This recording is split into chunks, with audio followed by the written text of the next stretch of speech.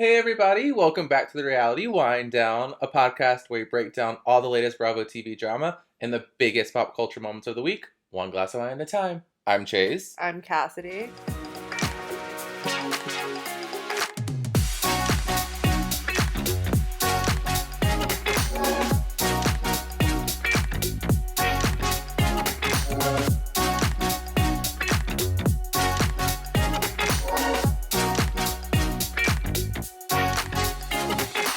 On this beautiful night. We're back. We are back. I'm excited. We had a tropical storm hurricane. We took a little break. Yeah. I'm so excited to be back. Yes. And what's a better way to come back than with the Salt Lake City premiere, which I will say was where it all started. Where it all began for us. This isn't our podcast anniversary, but it somewhat feels like it because Salt Lake was the first show we ever recapped or talked about. I'd say oh my god, we should have put on a celebration, but I mean, I feel like it's always a party at your house. Yeah. We've got streamers anyways. We've got a disco ball. We have a special guest, guys. If you are not watching on our YouTube, you have to at least come take a peek. We are honored to have such a special guest. It's our first special guest that we've ever had. Yeah, and it was hard booking her, yes. I will say. She is booked and busy. Yeah, we were going a lot of back and forth. We did have to bag a little bit. She usually stays home, so she just wasn't necessarily wanting to come to us. I understand during these times, travel is hard, but we convinced her to join us, and I was so excited. She brings a lot of energy. She doesn't say much, but she's very expressive. It's all in the eyes. Cass, how would you introduce us to our guest? Guys, we got one of the mannequins, Miss Sandy Cohen herself, from Mary Cosby's closet. You guys, she is even wearing one of Mary's special hats. Yeah, and she really fits. You know, she came to Texas for this entire interview, so she figured she would dress up with a rhinestone hat. We just saw her on the premiere and we were like, we want you here. We had to get her. We thought if we're going to have a special guest, it's got to be her. And we're so blessed that she decided to take some time off because I know it's hard to find your way out of Mary Cosby's closet. Yeah, I mean, it's a maze there. It's 100% a maze. So we're very happy. You guys need to come see her on YouTube at Reality Wind Down. And yeah, she's, like we said, she's not going to be saying much, so it's not going to be a great interview, but she is looking stunning. Yeah, she's here for supporting us. Yes. She felt uncomfortable speaking because, Mary is still, she lives at Mary's house in her closet. She can't talk ill of Mary. No. So we don't want any of that. We don't want her to get in trouble. Yes. So she's just more here to serve a look. She's here for moral support and serving looks. And on that note, I think we should just get into hot takes. Yeah, we have so much to talk about. We don't have time. Yes, we don't have time to. We love you. We're glad you're here supporting us. And if we ever ask you a question and you don't respond, we'll understand. We get it. Just it's been a long journey for her. Okay. All right, we're going into hot takes. We can literally the fact that we have this mannequin here and okay, I have to say, y'all, we love her. We're gonna start incorporating her into the podcast, but she usually lives in my pantry. I put her in there because I thought maybe she'd stop me from when I'm trying to go in and get something to eat, and she's really not that supportive. She just scares everyone. Yeah, her judgmental. She does have pretty judgy eyes, so I would be scared. Oh my god, what housewives did someone say you have judgy eyes? Oh, Megan King Edmonds used to say that Shannon Bedore had judgy eyes.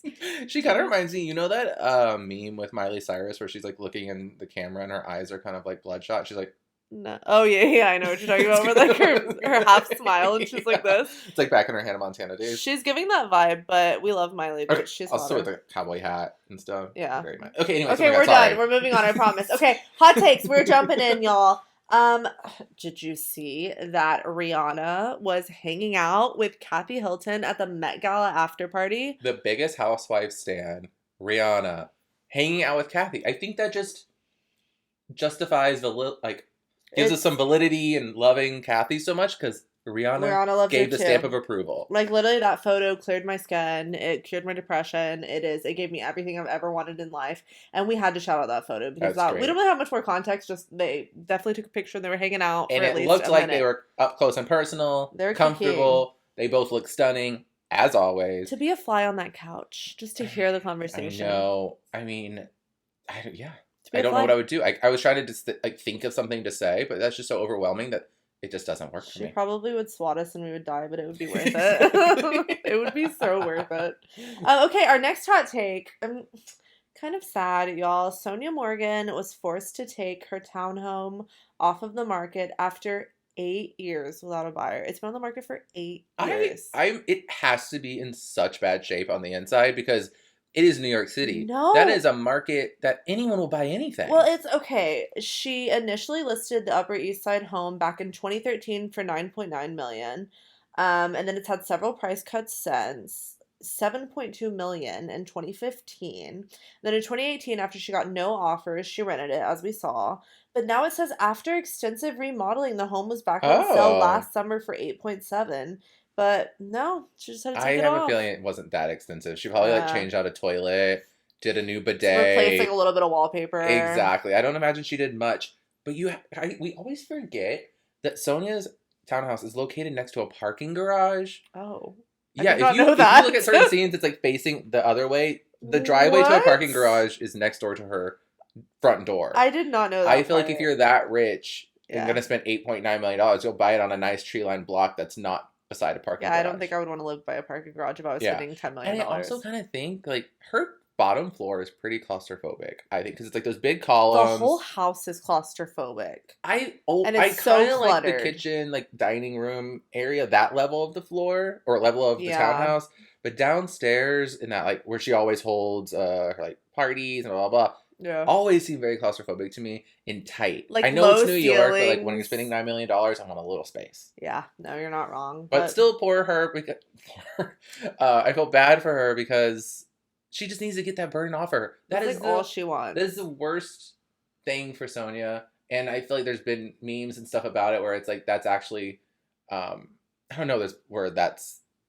You know, always talk about worst house husbands or whatever. Yeah. Like, that's the worst thing like, for any housewife is Sonja's It's definitely been the biggest burden on her and the heaviest weight that she could possibly have on her. So I feel bad for her for that. I feel bad for her, too. If I win the lottery, I'll buy it from you, Sonja. I was like, I wish her husband would just, like, buy it from her and then... I don't even think he's probably in charge of his estate anymore. He has to be like 95. True. Maybe her daughter, when she gets all the money, will just buy it from her. Like, but then it's still in the family and it's still a burden around. But at least, like, her daughter's an only child, I think. Yeah. And her husband was worth, like, hundreds of millions of dollars. He doesn't have older kids? I'd be surprised. Oh, he might, actually. That's a good point. We'll look into that. Definitely not look into that. Never report back, because y'all know we won't. Hey, Sandy, will you look into that for us? Don't blink if you will. Okay, she's going to look into it, y'all. Okay, our next hot take... We will take this with a grain of salt, I think. But Andy Cohen said that Erica answers everything about Tom Girardi at the reunion. I feel like that could be like Andy's like, hey, is Tom's ankle okay? Erica's like, yeah, it's great. I don't know. I don't think Andy's gonna go hard enough on her as we would like her to or like him to. It seems like he has always really been into Erica and played a little bit of a favorite with her because she's kind of like the gay icon that gave the show a little like fashion and sass and like a cool factor. Yeah. I don't know, though. Maybe he does. He said the drama kept coming up because there were tentacles of the drama that involved all the other ladies. I will say we did a big chunk of her marital drama earlier in the day, and then I would say the last 90 minutes was a very spirited conversation about the case and what's going on. And he said that on his SiriusXM Andy show. But okay. But, I mean... I don't know. We'll see. He's obviously going to tease it. Yeah. And make it sound really great. Yeah. I was saying earlier, which... I feel like everyone's probably already seen it at this point, but I feel like 2 weeks ago, there was a report that alleged Erica's only talking to Lisa Rinna now and not any of the other girls. Which doesn't surprise me because after watching the season, especially the episode we're going to talk about today, Kyle and Riri, plus the husbands, are kind of laughing at her and making some jokes. So I feel like I understand why she's pissed at them. Even though what they're saying is not wrong. It feels justified. Yeah, but I get why, if it were true that she's only friends with Rinna right now, why that is. And he did say, I think I asked her everything. I mean, the viewers had amazing questions. The topics lifted off for the producer to confirm were discussed. Widows and orphans, dementia and Alzheimer's, other women and cheating, money and who owes what, hiding money and stuff like that. So, but, like, I mean... Are we supposed to be surprised that he talked about that? If he didn't talk about that, because that's on the show. That's what we're supposed to do at a reunion. I think it's just surprising that he's saying that she engaged in the conversation and didn't just shut it down immediately. Once again, we'll see. Maybe she watched herself back and is going to have a whole new storyline to make up for all of the meandering roads that we shall see. It seems like everyone in Erica's family has gone down. Oh, not the roads that they've all flipped over and gone down. Not wrong. Okay, we are ending our hot takes on some awesome news, y'all. Whoop, whoop. Our girl Britney is engaged. Yay. Okay, I did not know he was that young, though. I did not know he was only 27. I did not know he was that young. Yeah. I knew he was a young man. It says Spears 39 and Asghari 27 shared the happy news on Instagram, and her manager confirmed they're proud to celebrate the engagement. Do you ever feel okay? I don't think I look young or I'm some youthful person, but I feel like we're at a weird age. Yes. Or at least I feel like everyone. I still don't know what everyone. No one looks like they're aged to me. Like for him, I would be like, "Oh, you're 35." I assume everyone's 35 for some reason. I don't know why, but I always have and continue to. I think it's hard to think people in their mid-20s until 40 even. Everyone, some people can look super young, some people can look older, or it's just hard to guess in that range. But I know I told you about that Jersey Shore, I don't know if y'all watch Jersey Shore Family Vacation. I haven't watched in a while, but JWoww has a boyfriend who they called him 24 because he was 24 years old, and that man looked like he was 45. He was not 24. And then I showed you his picture, right? And you were like, no way is that man 24 And another example is if you're watching $1 Million Listing Los Angeles, Tracy's new boyfriend's 26, and he looks 35. He looks like 38 to me. And I'm not saying any of these people are unattractive. I'm just saying they don't look younger than me. That's what I think. It's so weird to view yourself too when you still don't feel like you're getting older, and then you're okay, we're 28 now. What does 28 look like? You just don't. You know what I mean? Know. I guess every age is how you make it. I guess. Yeah. But please tell me, when you grow up, do you ever stop feeling like you're early 20s? I cannot do this deep pondering conversation tonight. I'm I cannot start overthinking tonight. I know you've had a week, so you can't. I have had a week, and it is, I don't know. That is a weird one, though. But let's get back to Britney.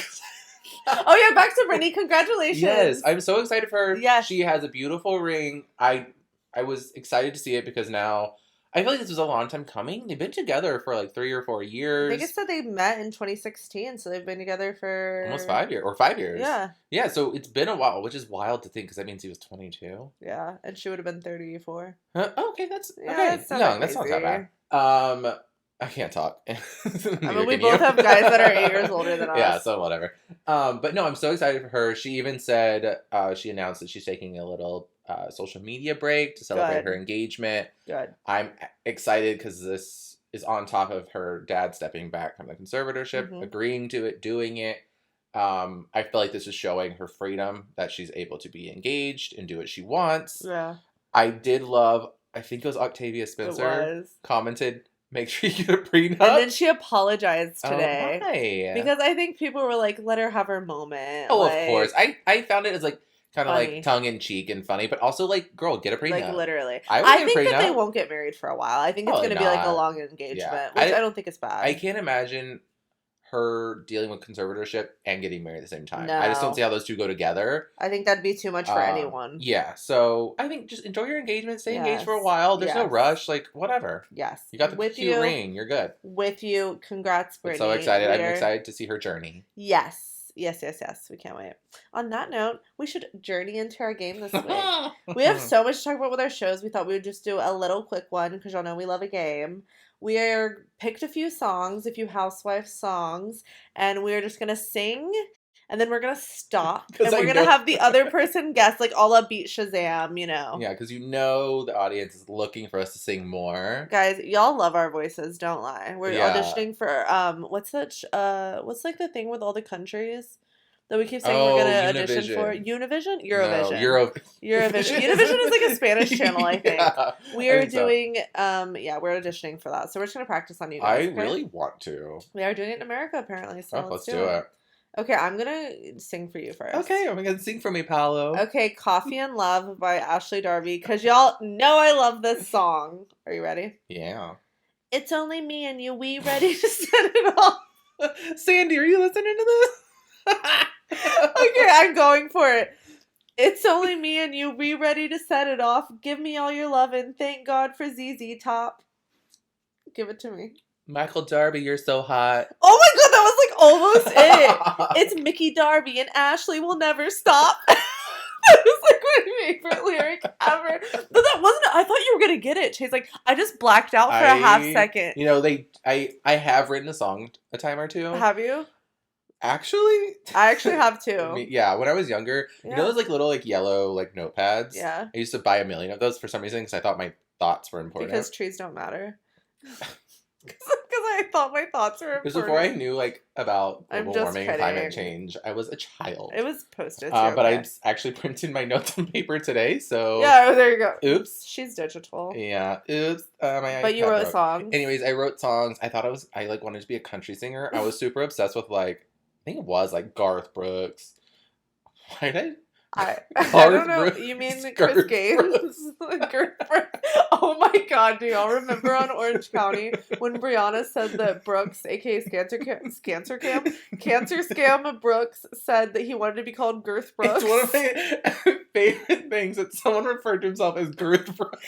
Girth Brooks, and whenever they were sitting around the table at Valentine's and he was asked his favorite thing about Vicky and he said no doubt her vagina. Like those two are just chef's kiss every time. Honestly, iconic we have moment. to stand Brooks for the moments he gave us. I know. Oh my god, so good. But yeah, I fancied myself. I thought I was gonna be a country singer, and I would always just like jot down like songs on my notepad, and like I had a karaoke machine in my closet, so I'd like go in my closet. I went up. I would go in my closet. You would go in the closet right out, baby. and come right back out. No, I used to write songs too, and then like my friends like stepmom or something, she would put them to songs like because she like did music at like a school. And I wrote one called Super Day, and she literally put it all to lyrics, and it was beautiful. And I could still sing it to this day. I'm not going to, though. A little Melania in our presence. And I literally sound just like Melania when I sing, so it makes sense. Okay, give me mine. Okay. My kitty's like a python, ticking like a time bomb. Limited edition, gotta buy it, no try on. I purr like a lion, knock 'em out like Tyson. Everybody knows that I'm $1 million diamond. Is that it? Yes. Expensive to Be Me by Erica. Oh my god. I thought you were going to sing the whole song. I went a little like hard on it. I was like, Chase didn't get this game. Okay, alright, 1-0 to me. Are you ready? This doesn't surprise me at all that you know these songs. Are you ready for Chic C'est La Vie? C'est bon. C'est bon. Okay. Hair done, jewelry on, a mirror on the wall. Who's the fairest in the land? The one that's got them all? Something like that? I'm going to give it to you. I guess it's not his call. And you got that first part, and that was good enough, and we're giving him a point. Chic, c'est la vie. C'est bon. C'est bon. Remember when we did dance to that in the backyard? Yeah, we smashed it. Yeah, y'all didn't like that. We got like a lot of positive comments. I mean, there's like one hater or two that was like, this is stupid. But I was like, you're stupid. I think it was from like... Not even going to go there. We don't even know who it was. Yeah, I don't know who it was. Okay, give me mine. I did another long one. Oh god, I'm honestly living for it. I'm gonna light up a cigarette and grab a glass of wine and get ready for this. I'm kidding, y'all. I've never smoked. Oh, I don't know the beat of this song though. Oh lord. Oh, it's Feeling Giovanni. Okay. But I don't know the beat of it. I'm feeling Giovanni. Showroom stopping, what to wear. Pick the dress, I don't care. That's my life, meet me there. Come along if you dare. Check the billboard, see my name. Up in lights every day. I have no clue. Get your tickets, come and play. Cabaret's my Cabernet. Oh, I did know the Cabaret's my Cabernet line. That's what I was like. But I didn't know the other part at all. I couldn't give you just Cabernet's my Cabernet or Cabaret's my Cabernet. Too easy. No, you couldn't. Okay, 1-1. This is How Many F's by Erica Jane. Alligator, dripping. Why do you laugh at me every time I count? It's also just that line. Alligator. Okay, alright. No, I'm not gonna be able to do it without laughing. Sorry, I will stop. Okay. No, I can't even say it now. Alligator. Also, what the heck? It's literally alligator. Okay. Alligator.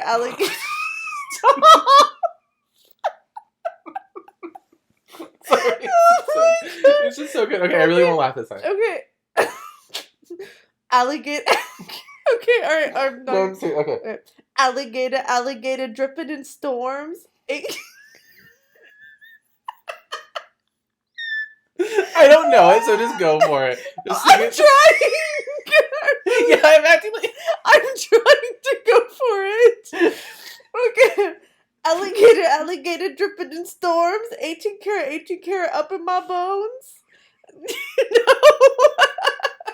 Best things in life are free, so I'll keep on spending.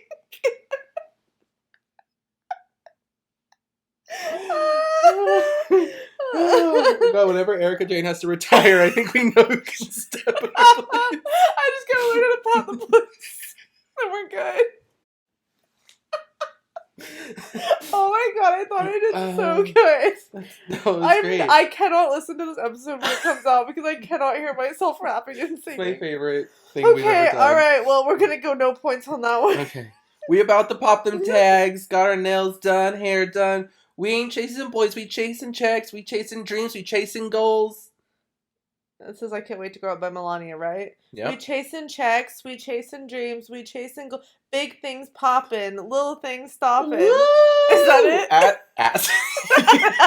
Acid, nailed it. Well, there you go. Whenever you're speaking, whenever you're doing expensive to be me, and what was the one that wasn't even the one? I'm doing how many F's with my alligator? You'll go by Asti. I'll go by Asti when I'm a rapper. Yes, you were correct. You win. Yay! That was so chaotic, and I honestly oh my lived god, for that's it. my favorite thing. I was trying to sing anything.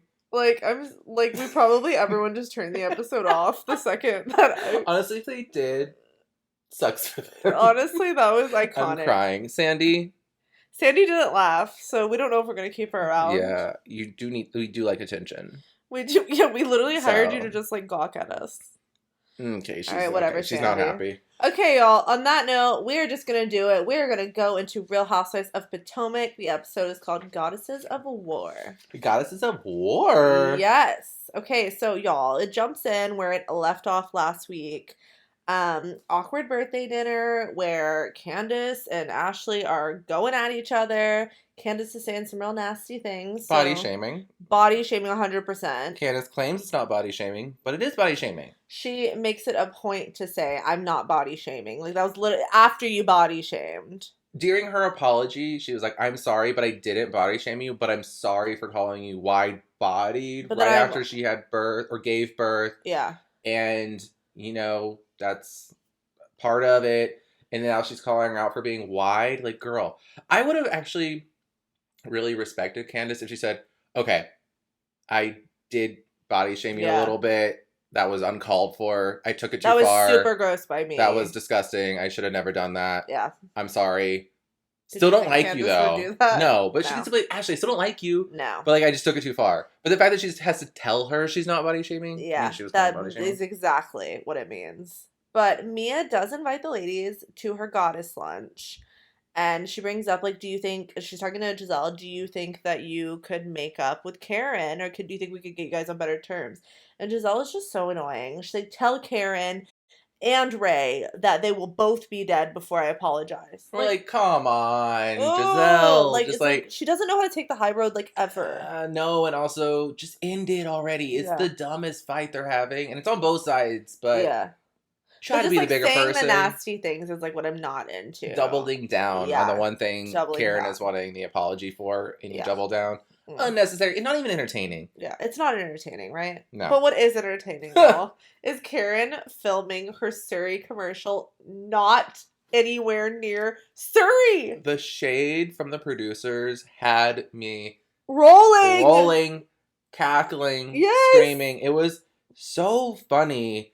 And Karen knew it. They asked her at some point. She's like, so why are you filming your Surrey tourism video not in Surrey? And she's just kind of like, well, I embody Surrey. So wherever I go, Surrey goes. It's like, no, girl, that's not how it works in a tourism video. It makes sense. She was just in Surrey. Yeah. Like, it's not like she was filming in something super unique. It was just a park. No. I'm sure there was parks in Surrey. I feel like later in the episode, if I heard this right, she was kind of trying to say this was just like, she said it was a practice. Which so wasn't. No, it was not. I think she got shit. And she was like, no. Yeah. Oh, 100%. But I loved it. It was so Every great. time she'd be like, and here in Surrey County, there'd be like a little star at the bottom by the producers. They're like, not in Surrey. Like, every single time. They did it like 5 times. There was even one, I think it said, not an actual depiction of Surrey County. I literally was laughing so hard. I was like, because I was like taking my notes, and I was like, ah! Every time it happened, I was like screaming. It was so good, y'all. Okay, and then we have Gizelle, and she's hanging out with her daughters, talking to them about college, And it's not the typical conversation that I feel like a parent has with their child whenever they go off to school. She was like, "Are you guys going to be worried about me being lonely?" Yeah, about her. Like, it literally turned back to, like, her talking about, like, relationships and stuff and, like, dating again, maybe. And they were so sweet about it. They're like, yeah, we are, and we hope you, like, her daughters we want are you to be happy. great. They're great. They're If really Gizelle did sweet. anything right, Yeah. you can tell she's a great mom, and she has great daughters. Yes. And she also was just kind of giving them the talk. Like, she doesn't want them to be dependent on a man, of course. So that was that. But the most shocking thing in that scene, I don't know if you saw it, it blew my mind. She let them know that her and Jamal were not together.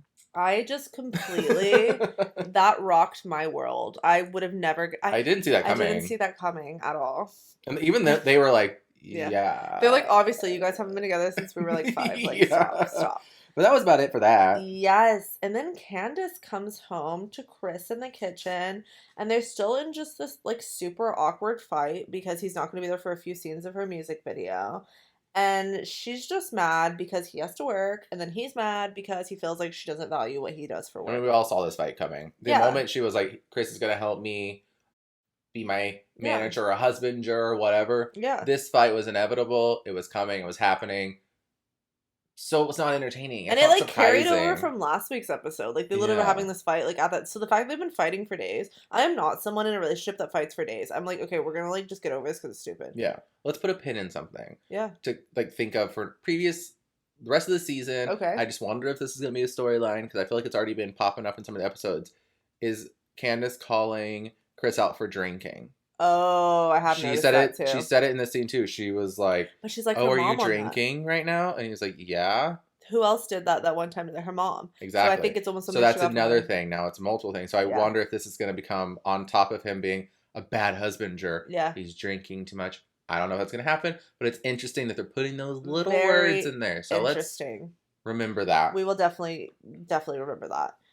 But then we go to Wendy, and she's outside playing sports with her family, which was not like their backyard, because there was houses in front of it. That was amazing. Yeah, I feel like because she lives like out further. The whole when everyone's like, "Oh my God, she lives like an hour away." Yeah. So I hope she has a little bit of land. No, it was stunning somewhere else. But she's talking about how her boys have been asking about like everything going on with the police and like Black Lives Matter. And she decides to have a conversation with her 2 sons. And, like, literally, I teared up during the scene when her son was talking. Yeah.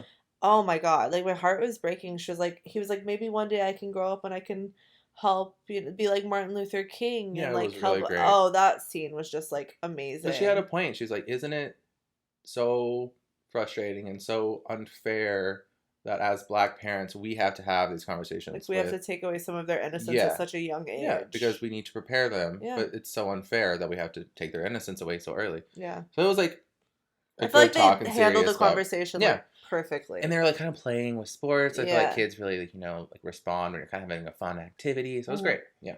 Totally. Then Karen and Ashley go to get tea. And this scene, y'all, this is why we love Karen. She casually mentions that whenever her children have children, so when she becomes a grandma, she wants to be called Diamond. Diamond! And I love that Ashley was like, I guess maybe if you, like, were a stripper, but not for a grandma. Like, what was that line? What is that line in Erica's song, $1 Million Diamond? What was it? No, I can't. I just got it right, and I can't even remember it. Like that's how my brain's been working lately. Diamonds are forever. But I cannot with that. Absolutely hilarious. They're just having like a tea. They're chatting about the Karen Gizelle stuff, and Karen's like, "I do not want to apologize again to her." Yeah. It's kind of the running theme of this episode. They're both saying that. Yeah. Even though. ... To be continued.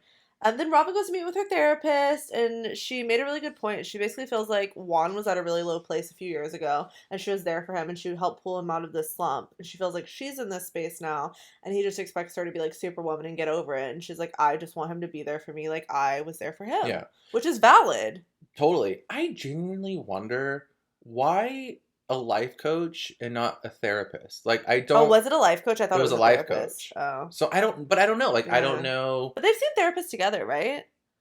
I don't remember, probably. I think they have. But I was just interested in that, and I'm pretty sure it was a life coach. I wrote it down. No, you're probably right. But I was just interested because I feel like a life coach is helpful when it comes to, like, getting your day-to-day, like, business. That's Which what I is kind imagine. of what she was doing. That's true. They were talking about her business. So maybe it was like an all-in-one, like encapsulated. Maybe. I was just interested. I was like, I feel like therapy maybe. Yeah, because I think she was seeing a therapist too. I specifically remember that. Okay, this scene was with a life coach, and I was like, oh, okay. Yeah. But, okay, great. Anyways, moving on.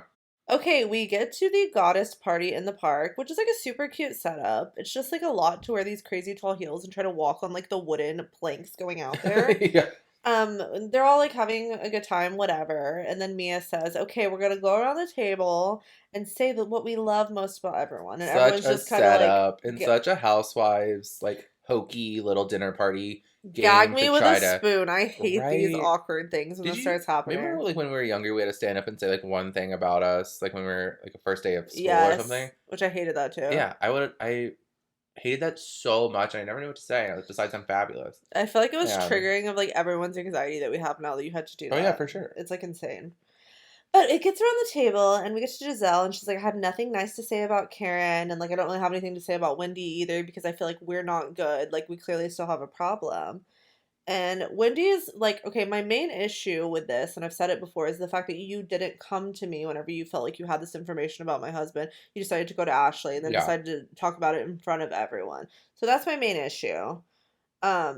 I feel like they kind of moved past that. They do, right? Like, Wendy says she's okay with Gizelle. Yeah. Doesn't know like if they're going to come back from it, but they're going to leave it as like... She can fully trust her anymore. Yeah, and they're fine. Like, let's just be cool, cordial, see what happens. Which, hey, I'm good with that. And there was a bit of a revelation here that Gizelle says the information that she received about Jamal at the reunion last year was not news to her. I was surprised by that, were you? Because I felt like she looked shocked at the reunion. Okay, so I feel like someone mentioned that in the show or something. That was like, because the reason why I say that is because I was actually kind of on Giselle's side in that moment. Mm-hmm. You can know the information, and Gizelle has not made it seem like she did know the information, so that's weird. But I still feel like you can be shocked when someone tries to use it against you and you're not expecting it. Right, when someone pulls out a whole binder at a reunion. Exactly, and now you're like, now I have to deal with this on a public forum? Yeah. Because she could have thought like, oh, no one's going to know about this. I'll deal with the cheating privately, move on, blah, blah.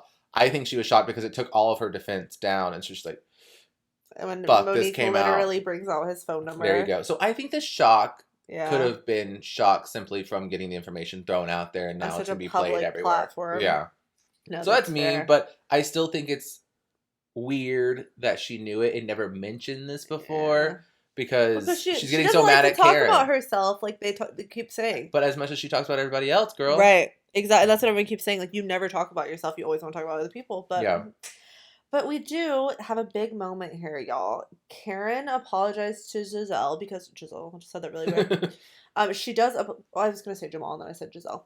Like, Karen apologized to Gizelle for hurting her and her children. She's like, I love children. If your children were hurt by what I said, I am so sorry, and I'm apologizing to you again right now, and I'm apologizing to your children.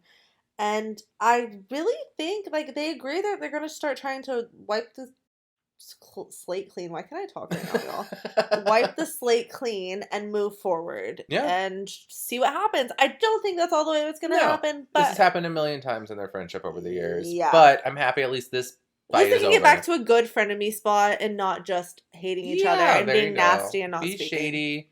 Be fun, be catty, but we don't need a drawn-out fight or dragged-out fight or whatever it is. I'm with you. Moved on. Great. Happy 100%. With it. And that's it for Potomac this week.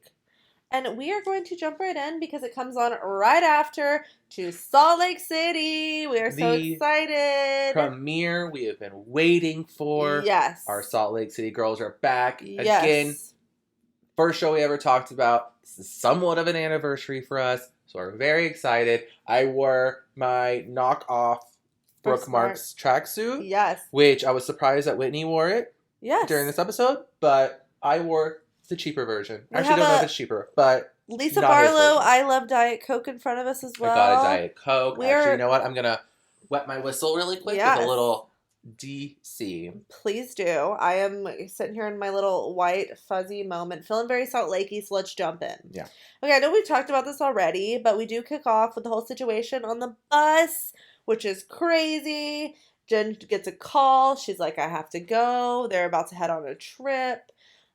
She says there's a family emergency. She leaves. You know, the feds show up. She asked Whitney to turn off her mic, which I thought was very interesting. She turns around and she's like, Whitney, please turn off my mic. And Whitney's like, what? Yeah, she's turn off my mic. Okay. She knew exactly what was coming. And that's when she already had her braids and everything. Because remember her mugshot, she had her braids. So it was very intentional. So yes, she leaves.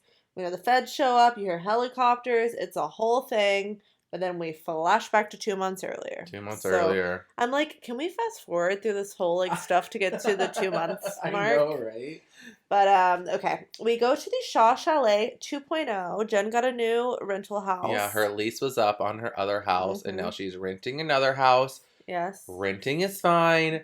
But why does every housewife on this show rent a house? Do they not live in Salt Lake City? Well, it's weird because Jen, like, definitely does with her husband's job. I understood that, like, Meredith's was a bit more up in the air, I feel like. But hers, it doesn't make sense to me.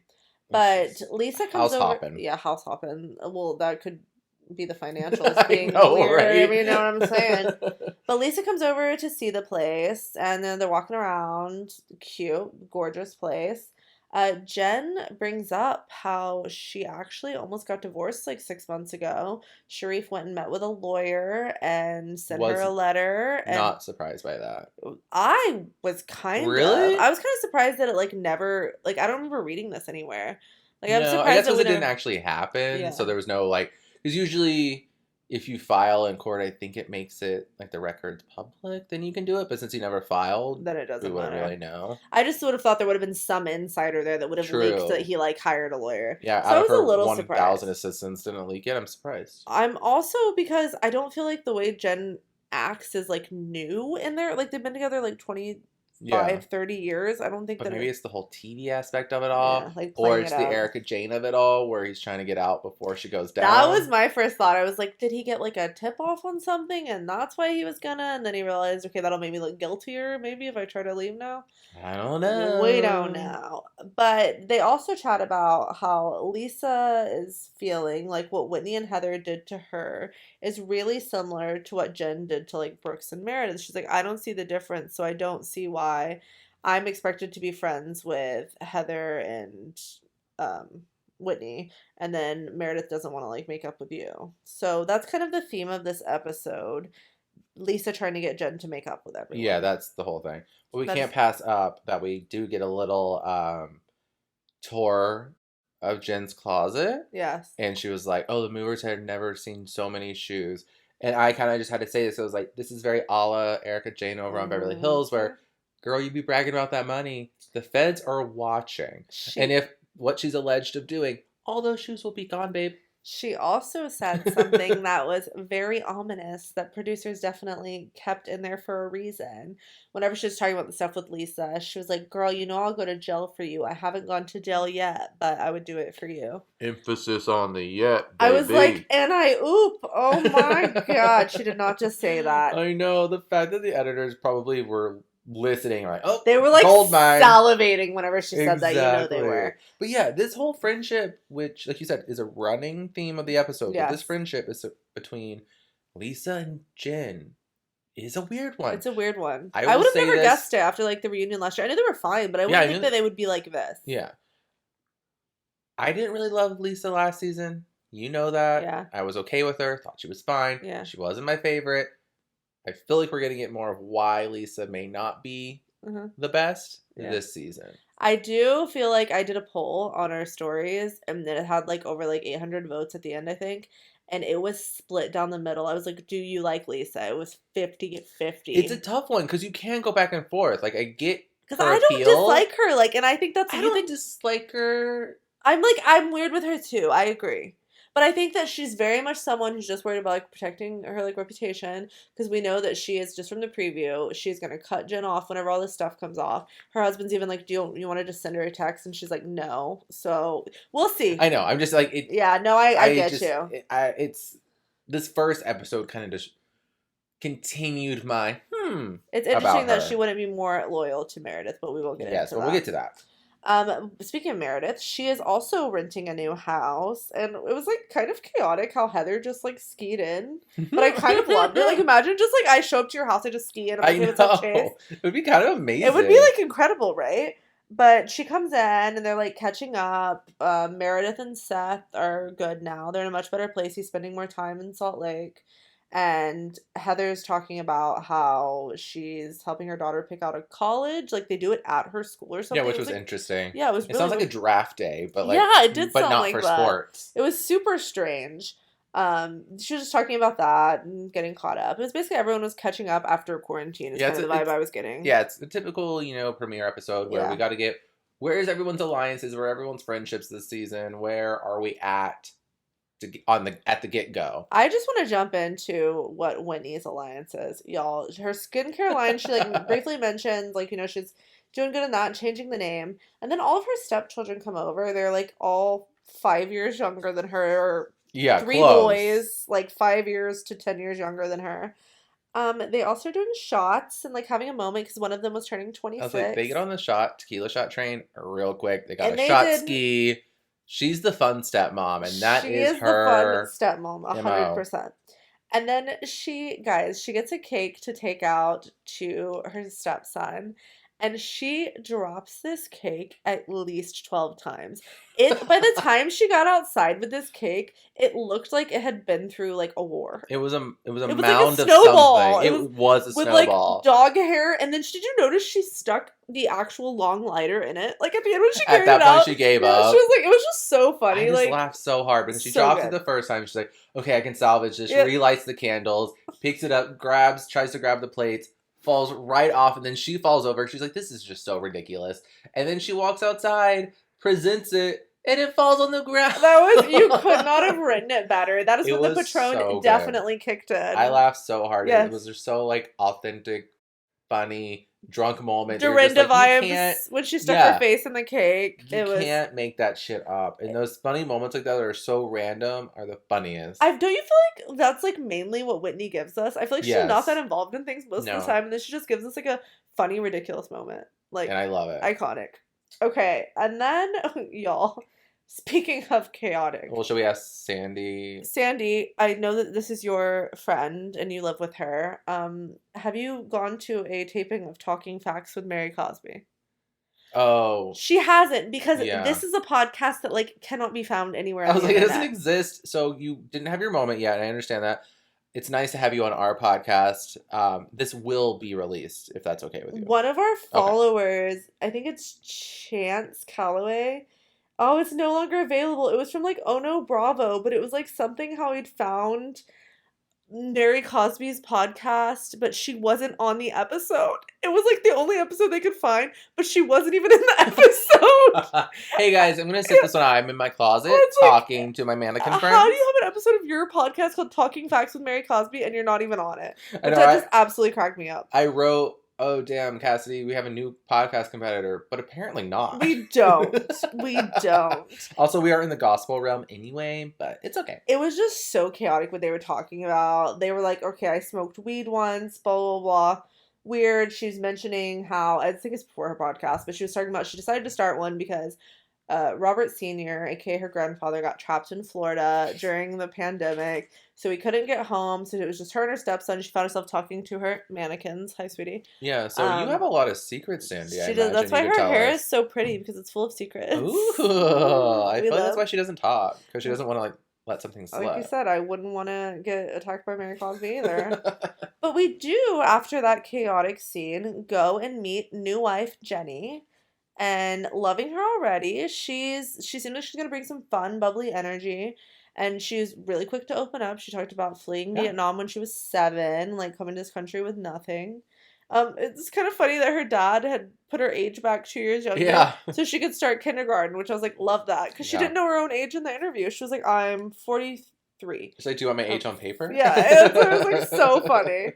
But she's on the show because her and Lisa Barlow actually are friends. Of 10 years. Of 10 years. They met when they literally bumped bellies when they were pregnant with their second children at school. And their oldest sons are best friends. Yes, best friends. It's kind of cool, actually. I always say I love when the housewives actually have longevity. That's why I wanted to make sure that was said. And this is the case. That's exactly what I wanted to make sure that was said, because I agree with you. But her husband's a chiropractor. They go downstairs and do a little work on Lisa's oldest son, Henry. They were like snapping his neck, and I was like, "Oh, chiropractor stuff scares me. It really scares me." Then we go to Jen Shaw's house. She's having her birthday party for her oldest son. Oh, wait, hold on. Before we move on, I did think it was funny when Jennie said when she first met her husband, she loved his body, but not so much his face. Because I was like, I thought he was cute. He was cute, but I just love that she's openly said that. I was like, yeah, but then she was like, but no, I did like his face. I didn't mean it like that. I was like, girl, you said it. And also, one annoying Lisa trope that I feel like she does is, she's all about business and brand and hard work. And she was like, we bought Henry a Defender. And, it's not about money. It's about showing him that hard work matters. Like, bitch, you want people to know that you can buy your son, like, a $70,000 car. It is about money. I literally didn't know what a Defender was. I was like, what are you talking about? It's a Land Rover Defender. And their base price is $50K. Oh, my God. And he's 16. I was like, what are you talking about? And she's over here like, oh, my God, I just want to show him what hard work is. I was like, if you were showing him hard work, make him work and pay for his own Defender. Or like if his own business, if like that wolf business is doing well, then he can buy it, right? But it's the car she's been driving around, which is also like, why are you driving it around? How did I not know? Probably because she bought it for herself. That's why I also noticed cars and stuff. So. Yeah, I was like, what is a Defender? Like a sword? Like, how did I not pay attention? Obviously, cars, I like black out. Yeah, so I just wanted to say that because I was like, Lisa, just say you bought him a Defender and be like, I love it. It's cool. He deserves a nice car. Not like, we're just showing him a quality of hard work. Like, no. That's such a Lisa Barlow thing that you said, though. But then we go to Jen Shaw's house, and it's her oldest son's birthday. And her auntie Nani comes, the lady with, like, the legs got her legs amputated last season. And she did die in June. I saw she tweeted. It's so sad. She passed away. Rest in peace, Auntie Nani. Yeah, that was super sad. But yeah, that was kind of it in that scene. She talked a little bit. We got a cute little family scene. It's just, I don't know if they're doing this on purpose or they just really wanted to show a cute family scene. But her mom does make a speech and it's like, we thank you so much for all you've done and bringing us here and doing all of this for us and blah, blah, blah. And I was like, eat. And she does like mention that Sharif is like the backbone of the family now since like all the other male figures have died. And it like definitely was like awkward because we're 2 months up leading to the downfall. Yeah. And so we're getting, I think, when intentional a train crash pieces. Is coming and and it's just like. But I feel like they're planting these intentional little sound bites to be like, oh, her mom is like, she's amazing. She's a great daughter. And then she's got to find out that she's alleged doing all these horrible crimes. Yeah. Oh, okay. Then we go to an igloo dinner with Whitney, Heather, Meredith, and Mary. What a random group. I know, actually, really I think any group that Mary's in is random. It's random, right? Because she was so like uninvolved last season. Yeah, so it is weird that she's out. I guess because she actually needs people to talk to now because she doesn't have. Sorry, we keep shading. Oh yeah, you're so quiet. I keep forgetting you're here, Sandy. I keep forgetting she's here too. We're not talking bad about your friend, housemate, friend, coworker. Mom. I don't know what y'all are. Mom could be a mom, but we're just recapping the show, so we have to give our thoughts. What we have to do. But we do find out that Meredith's dad died, which was super sad also. Yeah, that was really sad and also like very recent. Yeah, like super recent. But then they turn the conversation to talk about like the drama with Jen. I mean, they're saying how she called Heather and Mary racist. I mean, she's been liking homophobic tweets about Brooks. She liked a homophobic tweet calling him a privileged twink. That was a slip of the tongue. I said tweak. I was like, I don't even know what I was saying right now. Which is insane. I mean, especially because it's supposed to be. Well, I think it really only makes. Okay, it's all bad because Jen's an adult. She should know better. Mm-hmm. But really, what is for me is that Lisa's still friends with Jen after Jen has clearly made a campaign to kind of like. I guess really everyone, like calling everyone. Like racist, calling like yeah, she's going after everyone. So why is Lisa her friend? Yeah, that's the biggest thing here for me. Also, Meredith, like you said, no matter how old Brooks is or how you feel about Brooks, like he's the younger of the two. He's still her son, and it's like you're still not going to sit here and talk crap about my kid, no matter what. Yeah, because like, say if he was that young, but a separate member, a cast member. Yeah. Fine, come at him, I guess. Right. But it's Meredith's child. Yes. Again, like you said, no matter how old he is, it's Meredith's child. and she's gonna take it negative no matter what you're doing. Yep. So you're doing it on 100%. purpose, and we know it. Everyone knows it. So why is Lisa friends with you? And that's why Meredith is like, I cannot get past this stuff with Jen. Like, that's like, I just can't.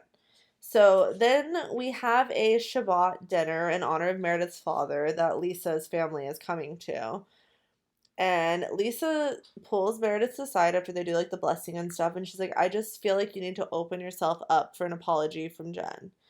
And Meredith is just kind of like, hell no. Like, don't even try to compare your situation with you and Heather to me and her, because it's completely different. She's been coming from my family for years. Totally different. It's totally different than like them saying that like you might have known each other in college. That's way different than her literally coming after my family like nonstop.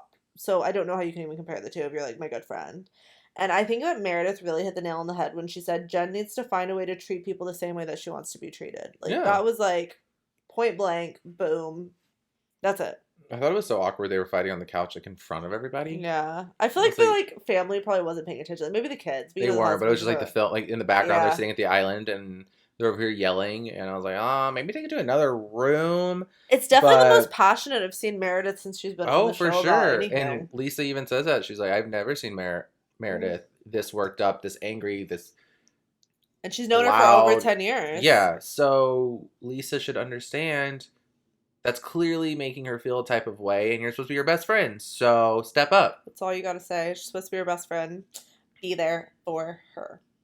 And that's the episode. I'm so happy they're back. I'm so happy the ladies in Salt Lake are back. It set up some friend dynamics. We clearly are seeing a little divide between Meredith and Lisa. Mm-hmm. Clearly a divide between Jen and Meredith. Mm-hmm. Who else is really... I think that's really it right now. Whitney and the cake. Whitney and the cake. You know, that is the ultimate fight. Yeah, that one... That cake did not want to be around her. She did not want to be around her at all. But I do have to just mention that Watch What Happens Live thing with you Heather. Have to. Oh I don't understand what she was doing. So if y'all didn't see it, please go back and watch Heather on Watch What Happens Live. It was the episode on Sunday right after the premiere. And Andy asks, I'm paraphrasing, but Andy asks, like, did you know, or what do you think about Jen's involvement in the businesses, or like what she's doing, like you're standing by her? And Heather, again paraphrasing or kind of just making it up, but this is the gist of it, was saying, oh yeah, I always kind of knew what she was doing was like unsavory, on the line of like illegal and not illegal. Yeah. Like it was unsavory. Yeah. It seems like she said it was something that I would never do, but I never knew it was illegal. I always knew this, so I'm going to stand by her now, because if I stood by her then when I already thought it was unsavory, why would I give up on her now? Like, what does that even mean? And I felt like Andy almost wanted to kick her and be like, what are you doing? Because he was like, because she was like weirdly chewing bread. Yeah. And it's like, if you were getting subpoenaed before, you are absolutely getting subpoenaed into this case now. Because you definitely made it seem like you knew a lot more. Foot and mouth. Than anyone. Exactly. Ooh, that was you should have chewed that bread and said, sorry, can't talk on it. But why couldn't she have just been like, oh, I'm standing by her, but I understand this doesn't look good, but it's all alleged. Like, we're friends right now. She definitely should have said, I always thought her business was shady and unsavory. Yes. I just didn't know it was illegal. Also, that to me was like, I'm not trying to be on Jen's side at all, but if Jen was watching that, wouldn't you be fucking pissed if your friend just said your business was unsavory? Oh, yeah. I mean, but like... I mean, I'm not saying it's not, but it was just like... I gotta respect her honesty. I guess you're right, but it was just what kind of... What are you doing? But I didn't understand... I would understand if she said it was unsavory. Now I'm not really friends with her. Yeah. But to say, oh, I always knew it was unsavory and I was friends with her then, so why would I not be now? Yeah, that was a weird... So bizarre. It's just not what I expected at all. Bizarre. And go watch it. Y'all have to. Want you to whatever it's all you over think. Instagram, honestly. Like, if you haven't seen it, like, I can't think of a specific because I'd be curious how you took it. I took it as, like... I was shocked. Insane. And it kind of, to say the least. I hate saying it, but it made me kind of look at Heather a little bit weird. And everyone's saying that now. Everyone's like, how can we be like, Team Heather, we love Heather, if she's going to say she's standing by someone who... I can understand still being friends with your friend, but if you knew all of this horrible stuff, scamming the elderly that she's alleged of doing, like, how can you sit there and say, oh, I'm so proudly going to stand by this person? Yeah, because you can say, I don't agree with what she was alleged with or by. We'll see what the facts We'll see what happens. I'm supporting her, but if it comes out that these things are true, I'll have to reevaluate that. Stuff like that. There's just so many ways to put it, and she put it in the worst possible way she could. Yes. And it does make it kind of made me mad because it was just bad in general. But as you're saying, it makes us look at her differently, I think. And I will for the rest of the season. I feel like I'm just like now going to look out and be like, what is she She's saying? Gonna have to overanalyzing stuff now, Yeah. I think, whenever the rest of the season, which I don't want to do. But I feel like I'm going to. Oh, it's going to be interesting, y'all. Interesting. Especially because, like, they're starting off the season on a bad foot, kind of. Like she would call it racist. Well, that's also, yeah. And, like, we know they're going to get into a really good place because you can see from the trailer, like holding hands. She's like, I'll stand by you, blah, blah, blah. So we'll see what's going to make that do the flip. It's just, she's calling you racist and her businesses are unsavory. Yes. It's just a great friend. I'm so Very confused. chaotic. But I'm so excited for this season. This is just 2 months out from an arrest on the Housewives. And we know that, like, weeks on Housewives, like, go, like, pretty fast. Yeah. So, like, I'm curious to see how many episodes till we get into that. Like, I feel 3, like maybe 4 or 5. Yeah. Like, ooh, I can't wait. Okay, I can't wait. But can we believe we're getting an arrest on the Housewives? I mean, I can, but it's insane. This is what the Housewives is about. The real life territory. Real life, Everyone says we shouldn't find joy in a housewives being arrested, but everyone, you'll know the classic line, you shouldn't find joy in a housewife being arrested. The tale old as time. Yeah, y'all know that one that we've all been told for ages. The folklore. Everyone's always said in our folklore that we shouldn't enjoy a housewife being arrested, but here we are. Oh my god. Okay, on that note, we are excited, but we are going to jump into the brand new Beverly Hills, yes? Yes, let's do it. I just want a leaf in my seat. I feel like you could put on her cowboy hat. I put a feather in her hat. I don't know where that just came from, but I mean... It's probably from Chips, my cat. She's wrecking shop on the house, let's just say. Well, I thought it blew in from the hurricane, maybe. Mate, is the window broken? I didn't know. What just happened? Okay, guys, we're going to Beverly Hills, though. Are y'all ready? If you're not ready, we're going anyway. Okay, it starts off with a guy named Rhino delivering invitations in person for Dorit's fashion line that she's doing, her wedding dress line. I was like, that does not seem very COVID friendly to decide to deliver. What's on my nose? Oh no, I was itching my nose. Oh, you looked at me like there was something on my nose. I was like, is it like I had a nose itch? I thought it was me. Like you gave me, like, you looked me dead in the eye when you did that. I was like, okay, I'll get Usually you have to be subtle with stuff like that. I'm just like, you're like this. With Cassidy. Like literally, that's what he just did to me, y'all. That's what I need to watch on YouTube. We're very chaotic. Okay, so they deliver these invitations in person. Does not seem very COVID friendly, but whatevs. Then we go to... I also love... So it's Dorit and Nectaria or Nectaria? Nectaria, yeah. And me and Cassidy both thought it was Dorit and Pictoria. So we thought that PK was short for Pictoria. Like, and there was the fact that we both had this thought at the exact same time. We looked at each other, we're like, is that PK's full name, Pictoria? I paused it and I was like, Cassidy... Can you imagine the plot twist if PK's name, after all this time, we found out was Pictoria? That would literally be more shocking than anything that Erica Jane has done. Oh my god, I truly thought it. I was like, they're going for his full name? We rewatched it, like, but it's Victoria Kemsley.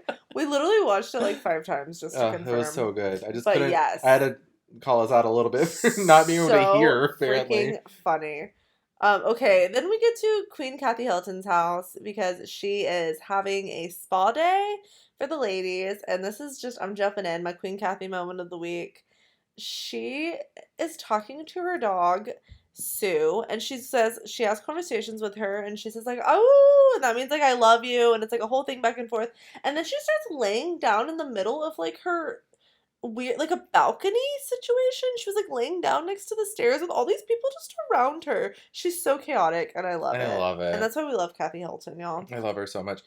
Also, one thing that just came to mind, back at Dorit's house, you know how, like, we always question where her money's at, or where it's coming from? I noticed something very random. So, you know how her party planner came over? Mm-hmm. They were, like, filming him walking up, but they show him getting out of the car, and he's parked across the street. And I was like, does Dorit not allow people to park in her driveway? Because they have to, like, Oh keep it like a my. model home and they can't mess up that grassy, like, white driveway so no one can pull up. I remember an episode of the Kardashians that Kris Jenner wouldn't let anyone park in her driveway, I think, because she had that kind. So she, like, wasn't letting anyone No, pull what's the in. point in having that driveway? Yeah, I was like, that's... your party planner has to park across the street? I truly believe that houses are meant to be lived in and enjoyed. So when, There like, you I think go. you can take care of your things and keep them nice. But, like, when people are just, like, so ridiculous about things like that, it's just, Did you like... park in my driveway? Yeah, I did. Should I leave? Yeah. Should I go reverse right now?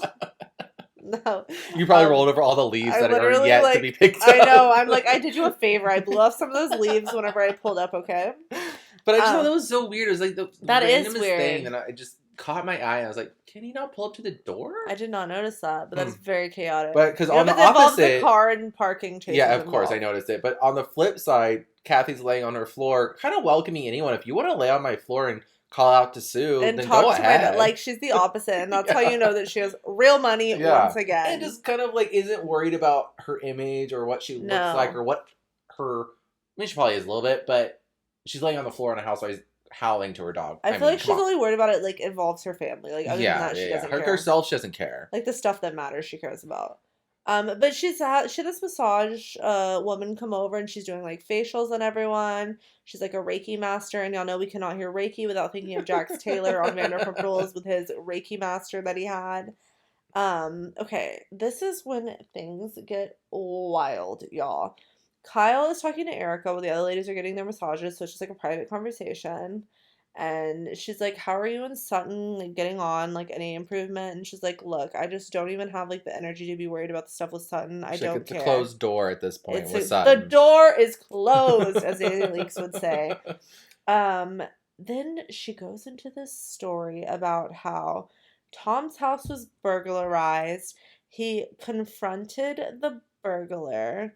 At that point, when he confronted the burglar, he was taken to the hospital, but Erica had already called her son, who was a police officer, because she was concerned about him. And then while the son was driving over to the house, are y'all still with me? Because I'm not even with me. While her son was driving there, he flipped his car 6 times in the snow in Pasadena. And Kyle's response was, it was snowing in Pasadena, and that was just, like, the line of the episode for me. The episode this week has to be called It Was Snowing in Pasadena. Done. Oh, we don't have to think of a title idea this week. Yeah. Done. Named itself. Sometimes our back and forth for titles is odd. Yes. It's definitely a creative process. You have to be there.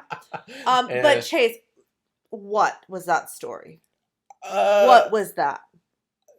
What was that? I don't know what it was. It was another false story from Erica, I think. I don't know how that story could be true.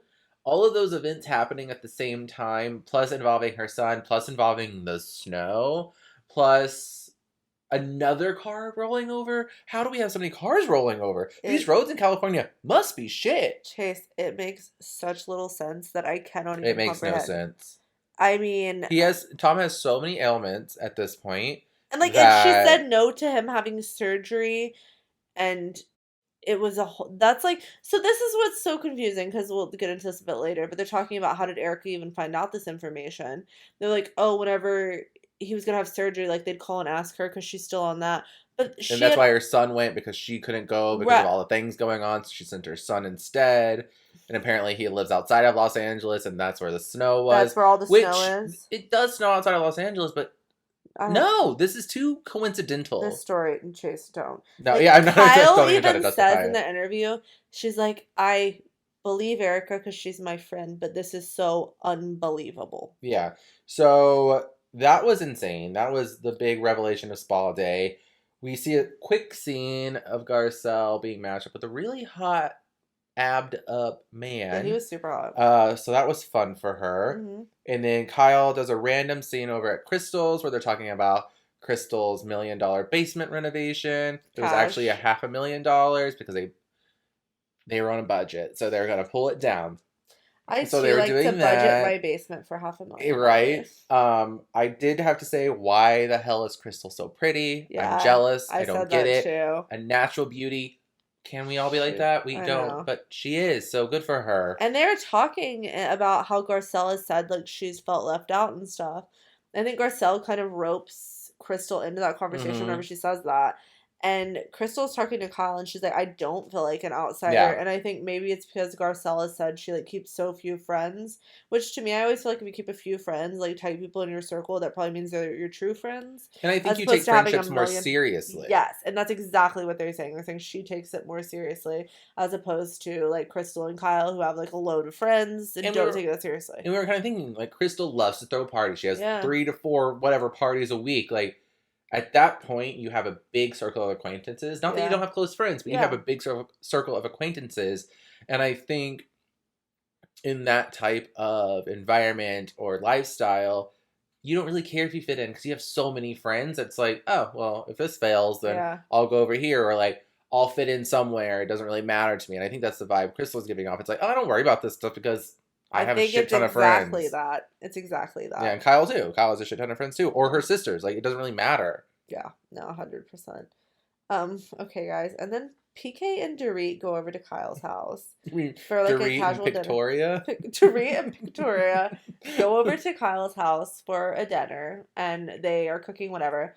They sit down, and Kyle tells Dorit the story in the kitchen. And Dorit is just like, what the heck? Well, it was kind of funny because both times Kyle's like, oh, well, he confronted, or his house got broken into, there was a burglar, and Dorit's obviously like, that's the biggest shocking moment of the story, and Kyle's like, no, it gets worse. Wait, it gets so much worse. But both times the story's told, it's like, no. It's like, no. Once again, so unbelievable. But they tell the guys this story, and then, like, it's just one of those things that's so ridiculous. They all get to kind of giggling, so, like, it kind of makes you giggle, too, but you can tell Kyle's trying so hard not to. And, I mean, Victoria really gets on a roll, and he's like, oh, wait, they don't want it, what? A roll? He gets on a roll. Pun intended. He says something along the lines of, I'm no statistician, but the odds of both her son and her husband getting in car accidents that involve them both rolling their cars 6 or 7 times. Mind you that nothing of this was in the press, and Erica was already famous at this point. It would have been everywhere. Exactly. The fact that, and there would have been some type of record if he was admitted into the hospital. And we already knew we've already heard Tom's accident was never recorded by the police. Nothing. They came out and said that. Like, that's actually factual. Which is insane. Yeah. Insane. And so... But he's like, the odds of this happening to 2 people in her life within a few years span has just got to be 1 in a trillion. This is insane. So they all kind of get to giggling about it. It's all so ridiculous. They're all chatting a bit of crap about her and the situation. That's kind of the first time we've seen, like, all of them do that so openly on camera. And I will say, so a little bit before, like, because PK did start making jokes about, like, oh, they're not going to operate on his brain when he's a lawyer, but they'll definitely go for the ankle. Yeah, he was like, what is he, like a soccer player? Like, they're going to operate on the ankle. No, not the brain. We want to keep the ankle. Like, it was just which is chaotic. Bad whenever Erica's going to watch this back. Yeah. But PK did say something along the lines of, she's been in a controlling marriage for 20 years. I believe she's still being controlled. Yeah. Which could be. Someone's feeding her these stories. Could be. And that does not make me, I'm not trying to say that Erica's not lying. I'm saying that if someone's telling her this and she's regurgitating it. Yeah. I don't know. There's a reason why she's retelling these stories if she's being told them inaccurately. But she almost would be better off to just take that angle then, because I think we'd all have a lot more sympathy for her. If she just, like, was like, yeah, look, I've been, I feel like I'm still being a puppet in some way. But we'll see. We'll see what happens. But they were having a good time. They were having a good old talking about it. And PK, imagine Mauricio shared his greenery before they also had. Oh, I imagine. I was just looking at the leaf on our girl's hat over here. But also, I just am surprised that I'm understanding where PK is coming from. I don't align myself ever with PK. I laugh at him, and he's funny. Yeah. But this one was actually speaking truths. He was speaking truths 100% tonight. One thing, because I feel like this is just, everyone talked about this on Instagram, was the last thing PK kind of said and Mauricio agreed with was, when you're going through something like this where people have lost their money and like all of this stuff, people that actually need it, posting like sexy brand shots for lingerie and just like all this kind of like sassy post against the haters is not a good look. Yeah, like I don't even think it's like the sexy post so much. It's just like the captions that she's posting, like laughing at all how gullible you are, all blah blah blah. That's the stuff that he's like from a brand standpoint looks really bad. And also just because no one cares about her looking sexy. Like if you got it, flaunt it, and if you want to, do it. But it's just the timing of it seems insensitive. Yeah. And like you said, doubling down are the comments she makes. Didn't Fenty drop her? Yeah. So even more awkward. And those were the ones that she was posting. It was all Fenty lingerie, I'm pretty sure. Kathy Hilton was kicking out with Rihanna. Oh, a connection. I'm sure that Rihanna doesn't even know who her brand ambassadors are. Yeah. She's like, it's good. Like, I'm fine. Also, actually, you know what? She probably does because she watches Housewives. That's true. She probably picked her. Yeah. Now Kathy Hilton's going to be our new Fenty. I'm very I would love that. Okay, then we get to the night of Dorit's party that she's having. This wedding gown. It looks like a freaking wedding going on. Yeah. All their like men are invited to come with them. Everyone brings their man except Kathy brings her architect. Yeah. A typical Hilton thing. I'm going to bring my architect with me as my plus one. So chaotic. Does that make sense, right? That makes sense. Totally makes sense. Then, guys, we know that Dorit loves a reveal, and she drops the Lynn curtain. Lynn curtains down. Lynn curtains down. And there were the wedding looks outside. Gorgeous dresses, way too expensive. But I love that Chase was like, we could literally, like, what's going to be behind these curtains? Like, we could edit this to be so many iconic Housewives moments if we were better at editing. I feel like we should do a series of random shit that like, just, like, once a week, we just pop, like, the most random scenes. I'm noted, very into this idea. Very into this idea. We could be, like, our new podcast, and it drops. It just drops an episode, and it's us. Oh, my God, why am I actually here for that? We have to do it. I mean, I'm going to work on that now. Okay, y'all. Harry Hamlin comes, and that is the big shocker of the night whenever he shows up halfway through. Yeah, even before the party, Lisa states, I'm not telling people that Harry may stop by. As if it's some surprise. Yeah. Like, she truly feels like she's the main character. She really gives, like... that she thinks people care about Harry Hamlin. Yeah. No one in that room gives a shit about her or Harry Hamlin. In the sense that she thinks they do. Oh, yeah. She definitely thinks that she's, like... I think because, like, Harry... And, like, I know he's been in some things. Yeah, I'm not saying he's unsuccessful, but he's not Brad Pitt coming to the party, right? So, like, if you were, like, married to Brad Pitt, then, like, if he showed up, that would be, like... Yeah. Like, that would be, like, oh, my God, is Joe Biden coming in Atlanta? Whenever they all thought Joe Biden was... Like, that would be that kind of moment. Like, is Brad coming tonight? Like, once again, he's successful in his own right. Great actor. Of course. Done things. I've never seen him in anything except Mad Men. But... Same. I was like, girl, we need to stop hyping it up. And then, like, Harry... Whenever the girls get into a little beef later, he literally says, like, should I go get involved? It's like, Harry, no. Yeah, well... No, babe.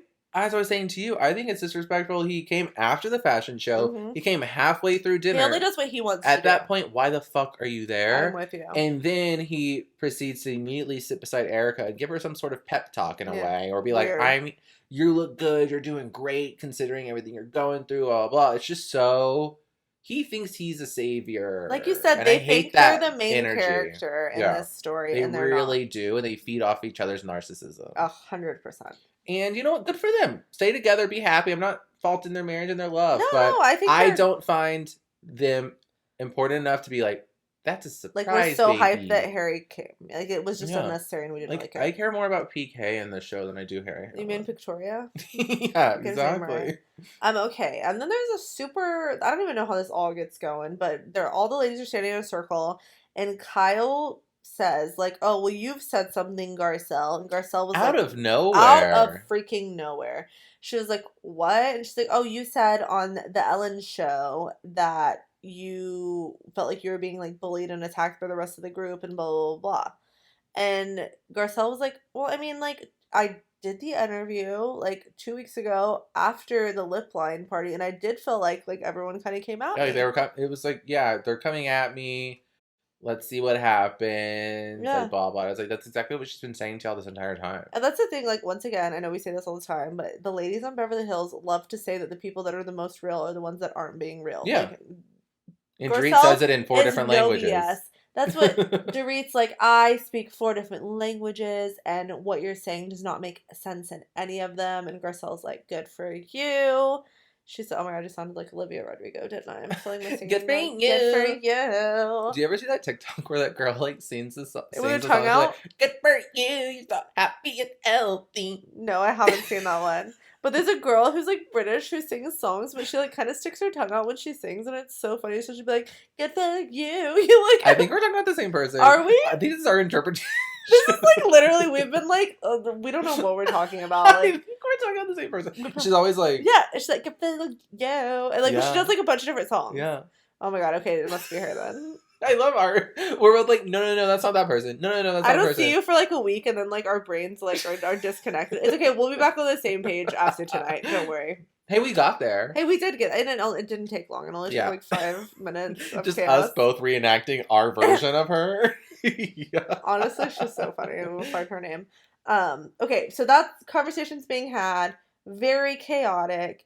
Dorit did come after Garcelle, and Garcelle was allowed to feel that way. I mean, I don't... Well, I think it's like, even if, say, Garcelle was making jabs at her, Garcelle was like, yeah, I own that. I said sorry, so why are we here? And I still feel, regardless of what you think, I still feel like an outsider. And it's not just Dorit she's saying that about. She's saying it about everybody. And it's not their fault, necessarily. It's just, I feel this way. But it's also, like, Dorit's biggest beef is, like, if you have a problem, I just want you to say it to my face. Like, do you want, like, every time I'm with you for me to look at you dead in the face and just say, shut up? Like, that's, like, what she's asking for. But also, she said, Garcelle said multiple times, I feel like an outsider in this group. Yeah. So how can what else can I do? Like, say that differently? And also, like, the thing with, like, Dorit being like, okay, but if you think I talk too much, then tell me I talk too much. So every time I'm with you, I'm supposed to say, you talk too much, shut up. Yeah, like, rude. I don't understand what Dorit wants. And Dorit made a really crappy comment along the lines of, what did she say to Garcelle? Oh, it really pissed me off. Know. And now I'm blacking out. But Garcelle kind of was saying to Dorit, like, I'm not going to... She said shut up. I almost felt like when Garcelle was saying that Dorit, I don't know, I feel like Dorit was trying to say to Garcelle, like, you're trying to perpetuate something. I almost feel like she's trying to say, like, don't try to use this with me as a storyline in her interview. Ooh, like, that's, like, the line that, sorry, what she said, it just came to me and I would forget if I didn't say it. But, like, it's basically like she was saying, don't try to create something that's not there. And it almost felt like she was saying it for a storyline. But I feel like Dorit's doing that with Garcelle. Yes, and I agree with you. so that's why I was like, this seems, like, really ironic. So maybe she's insecure about that and she's the one who's actually doing it. So that's why she has an issue. Yeah. It's just, I'm not here for this Garcelle Dorit thing because it doesn't make sense to me. I feel like Garcelle has openly said sorry, or like, if I made jabs at you, my bad, or sometimes you talk too much, or I feel left out of this group. Like, she said everything. Yeah. What else is there to say? So there's nothing else you can say. So. And that's kind of it. Yeah, that's it. That was an interesting spat that I wasn't expecting, but kind of did because it keeps going on, which is one of those fights that I needed to go down. Yeah. I don't need it anymore. No, I'm with you. I could never have this conversation again. I'd be great. But I will give Dorit, the dresses look pretty. Yeah, I mean, they're going to be freaking like $30,000. Yeah, one was $35,000. The woman, the pearl, the actress. Like, I'm sorry, I can't do it. Yeah. Also, whatever happened, as Chase always says, whatever happened to Beverly Beach? Yeah, justice for Beverly Beach. I don't understand. Like, obviously, we see that Dorit loves a reveal because the Beverly Beach was replayed, and it was a drop-down reveal. Dorit's Buddha Lounge. This, Dorit plus Victoria, who wasn't there, which I thought was weird. I think she was probably in London. That's the vibe I got. Fair, but Skype her in. It is her designs and her clothes. Although, after they Skyped Leah into that dinner that time, I never want anyone Skyped into anything. Good point. Regardless, Dorit loves a reveal. What happened to Beverly Hills? What happened to Beverly Beach? What happened to Beverly Beach? We want to know justice for Beverly Beach. I want to make the thing where it's like the thing drops down and it's the Beverly Beach and then that drops down. Oh my god, it's just each one every time. Okay, guys, we need so many ideas. We need to get this podcast going so we can hire someone who can make all our videos. Yeah, is anyone good at Photoshop? Because I'm not. Like, I'm okay at best. At best. Oh, well. On that note, I think it's time for you to do your spiel. It's been 2 weeks. If you are into our podcast, you enjoyed it, if you have a minute, please leave us 5 stars. I would really appreciate it. Me and Cassie would appreciate it. Yes. It's the easiest way to show our podcast a little bit of love. We love a little bit of attention. We love reading the reviews. So, doing us a favor. To do it. So if you have a second, please leave us 5 stars. We'd be really appreciated. I do want to take a second to say thank you. Thank you.